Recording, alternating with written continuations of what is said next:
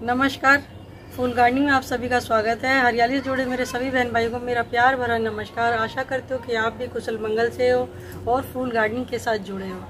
फूल gardening में मैं देती हूँ A to Z जानकारियाँ हर पौधे के बारे में, छोटे से छोटे पौधे के बारे में।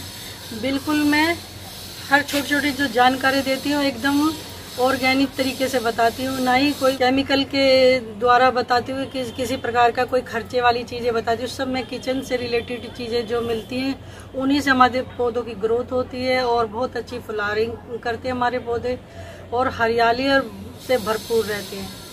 तो छोटे छोटे टिप्स, छोटी छोटी जानकारियाँ चलते हैं। आज हम बताएंगे आपको मोगरा प्लांट की मैं ट्रांसप्लांटिंग करूँ, क्योंकि मेरे मोगरा प्लांट पे इस साल फूल ही नहीं आए। क्योंकि मैंने अपने गार्डन का आपको हाल भी दिखाया था कि मेरे गार्डन का हाल देखिए, क्योंकि मैं 1-1.5 साल से उसके अंदर कुछ भी नहीं कर पाई हूँ और ना ही मैंने उनके अंदर कोई फर्टिलाइज वगैरह किया है। तो पौधों की हालत ही बहुत ख़राब हो चुकी है। चलिए मैं आज अपने मोगरा प्लांट से मिलवाती हूँ। तो ये देखिए, आप देख सकते हैं मेरे पौधे का क्या हाल है। मैंने इसकी कुछ ऊपर से ब्रांच कट कर दी थी, फिर भी इसमें न फूल आए न कुछ हुआ, क्योंकि एक तो इसकी मेरे पौधे की रूट बाइंडिंग हो चुकी है। तो ये मेरा पौधा फूल देता ही नहीं है। तो मैं इस पे क्या करूं, इसकी मैं दोबारा से इस पौधे की ट्रांसप्लांट करूं और इसकी रूट को कट करूं, जो इसकी रूट बाइंडिंग हो चुकी है। उसके बाद ये फूलों से भरपूर होगा और इसके अंदर फर्टिलाइज करूं। तो ये देखिए, ये इसके मेरे पौधे के अंदर ये पीले पीले ये ऐसे ही इसकी पत्तियां हो गई हैं और पत्तियां भी छोटी पड़ गई हैं। इनमें कोई बीमारी लग गई है। देखो कीड़ा सा क्या है ये हर पौधे के अंदर चिपचिपा सा ये एकदम लार्वा सा ये बना हुआ है। तो मैंने बहुत सारी इसकी पत्तियां भी कट कर दी थी, काफ़ी सही भी हो गया ये। तो मैं अब इसको और आपको कटिंग करके दिखाती हूँ कि इसकी वैसे मुझे कटिंग तो करनी पड़ेगी, तभी ये पौधा अच्छे से ग्रोथ पे आएगा। अगर आपके पौधे में भी कोई ऐसी बीमारी या ऐसे ही कुछ हो गया हो तो आप भी अपने पौधों को ऐसे ही केयर करें, क्योंकि कोई हमें केमिकल वाली चीज़ें डालने की ज़रूरत ही नहीं पड़ेगी। घर पे ही हमारी ऑर्गेनिक चीज़ों से, जो हमारे किचन से कंपोस्टिंग या जो चाय पत्ती वगैरह निकलती है, हमारे पौधों की ग्रोथ, मेरे फूल, मैं हमेशा आपको छोटी छोटी ये बातें बताती हूँ कि कुछ भी आपको लेने की जरूरत, फ्री में आपकी गार्डन में फूलों की बाहर हरियाली दोनों ही चीज़ें आपको मिलेंगी। तो मैं ये जो पत्तियाँ वगैरह ख़राब हो रही हैं उनको निकाल दूँगी और कुछ ये कटिंग कर दूँगी, जिससे और ज़्यादा इसके अंदर रूटें बने। वैसे भी हमें अपने पौधे को पिंच करते रहना चाहिए, जिससे हमारे पौधे की ग्रोथ भी बढ़े और फूल भी ज़्यादा हो। तो ये मैंने कुछ समय से कुछ नहीं किया है, तो इसकी हालत देखो कितनी ख़राब हो गई है। अब हम इसकी ये निकालते हैं, इसको मिट्टी में से, गमले में से निकलेगा। ये जब आया था तभी मैंने इसको लगाया था, उसके बाद मैंने इसको चेक ही नहीं किया, क्योंकि इसमें फूल आते रहे तो मैंने इसको कुछ देखा ही नहीं। देखिए अब इसके अंदर ये आपको नज़र आ रही हूँ कितनी रूट आ गई है। तो ये रूट बाइंडिंग हो गई है, तो इसी वजह से इस बार में इसमें कोई फ्लावरिंग नहीं आई। तो मैं इसे निकाल के दिखाती हूँ आपको कि कितनी रूट भरी हुई है इसके अंदर। निकालना तो बहुत मुश्किल है, इसके अंदर से एकदम पोट को जकड़ के रखता है। मैं इसको पहले निकाल लूँ, फिर मैं आपको दिखाती हूँ।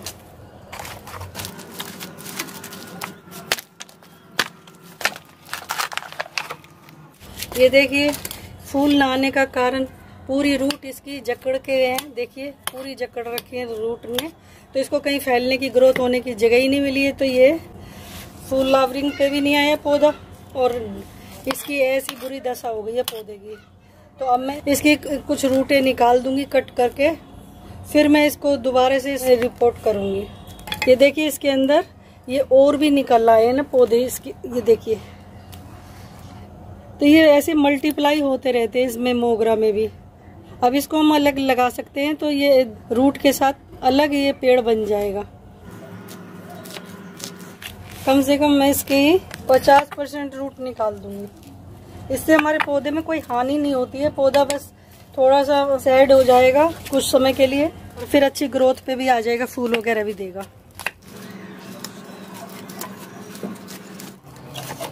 ये मोटी वाली रूट से कुछ हानि नहीं होगी, मैं इनको कट कर दूंगी। एक पौधे से मेरे कई पौधे बने हुए हैं मोगरा के। अभी कुछ समय पहले मैंने एक को, उसकी रूट भी मैंने ऐसे कट की थी अब वो पौधा अच्छी ग्रोथ पे है। ये निकालना रूट इसकी बड़ा मुश्किल हो जाता है, एकदम जकड़ा हुआ है। मेरे कटर भी काम करना बंद कर रहे हैं। तो ये देखिए मैंने बहुत ज़्यादा इसकी कटिंग कर दी है। बहुत से बहन भाई सोच रहे हैं ये अब नहीं होगा, मगर ये पौधा खूब अच्छी ग्रोथ पकड़ेगा। कुछ समय लगेगा इसको, 10 दिन के आसपास, 10-15 दिन के आसपास। ये देखिए कितना जाला सा बना हुआ था, तो ये फूल क्यों देगा। तो अगर ऐसे आपके भी पौधे पे फूल नहीं आ रहे तो आप भी यही उपचार कर सकते हैं। मैं अब इसके अंदर लगाऊंगी इस वाले में, तो हम इसमें ये लगा देते हैं इसके ड्रेनेज होल के ऊपर। तो मैंने इसके अंदर थोड़ी सी मिट्टी डाल दी है। अब मैं इसके अंदर डालने वाली हूँ कुछ सूखी पत्तियाँ हैं मेरे पास इकट्ठी की हुई है मैंने गार्डन की। ये मैं पत्तियाँ नीचे बिछा दूंगी, क्योंकि इनसे हमारे पौधों को काफ़ी बेनिफिट होता है। बाद में ये कुछ समय बाद पानी डालने के बाद में, खाद डालने के बाद में इनकी भी खाद बन जाती है। हमारे पौधों को धीरे धीरे उनकी नीचे से रूटों को भी एनर्जी मिलती रहेगी। तो ये मैंने कुछ पत्तियाँ इसमें डाल दी हैं। और ये मेरी किचन कंपोस्टिंग बनी हुई है, गमले के अंदर भरी हुई है। ये बारिश से थोड़ी सी मिट्टी गीली हो गई थी। ये बना के मैंने इसको ना किचन कंपोस्टिंग इसमें भर के रख दी थी गमलों में, ये आसानी से पेड़ लग जाएंगे। अब मैं इसी के अंदर इसमें डाल देती हूँ, क्योंकि इसकी निकली हुई मिट्टी तो मैं डालूंगी नहीं, वो तो बेकार हो चुकी है। तो ये मैंने थोड़ी सी इसमें भी मिट्टी डाल दी है। अब मैं डालने वाली हूँ थोड़ी सी, ये मेरे पास मस्टर्ड केक रखी है। ये पाउडर नहीं है, साबुत है। मैं साबुत ही डाल रही हूँ इस टाइम पे, क्योंकि अभी मैंने पीसी नहीं, बरसात की वजह से थोड़ी सी नमी है। तो इससे कोई खराबी नहीं आएगी हमारे पौधे के अंदर। धीरे धीरे हमारे पौधों को एनर्जी देते रहेंगे। ये देखें पेड़ रख के, थोड़ी सी हम मिट्टी और डाल देते हैं इसके अंदर। ये मेरे पास थोड़ी सी फिटकरी का पाउडर है। ये हमारे फूल वाले पौधों के लिए भी इससे काफ़ी बेनिफिट होता है और जल्दी हमारे पौधे ग्रोथ पकड़ लेते हैं।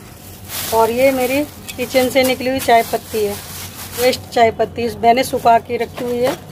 तो हमारे फ्लावरिंग वाले पौधे के लिए, उसकी ग्रोथ के लिए चाय पत्ती भी बहुत कमाल की है।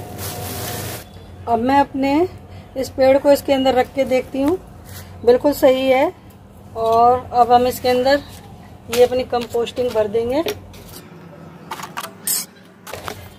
थोड़ी सी चाय पत्ती और डाल देती हूँ।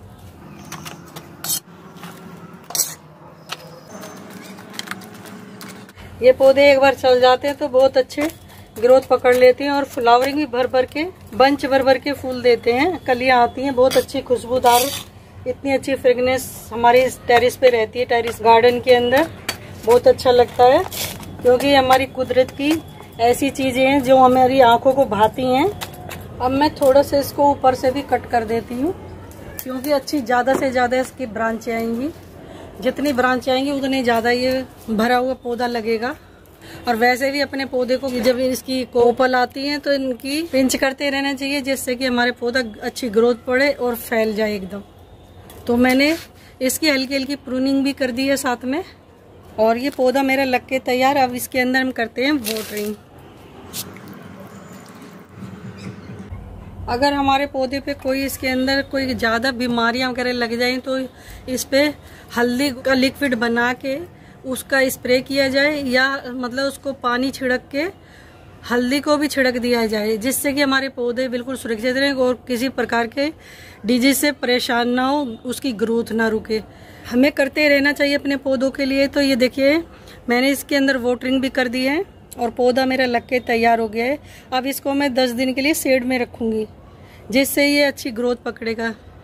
और मैंने आपको मोगरा के प्लांट के बारे में, उसकी रूट बॉन्डिंग के बारे में मैंने हर छोटी छोटी जानकारी दी, किस प्रकार मैंने इसको ट्रांसप्लांट किया। मैंने हर छोटी छोटी चीज़ें दिखाई। तो आपको मेरी ये जानकारी कैसी लगी कमेंट करके मुझे बताएं। लाइक करें, मेरे चैनल को सब्सक्राइब करें, जो मेरे आने वाली वीडियो की नोटिफिकेशन आपको तुरंत मिले। नमस्कार, धन्यवाद।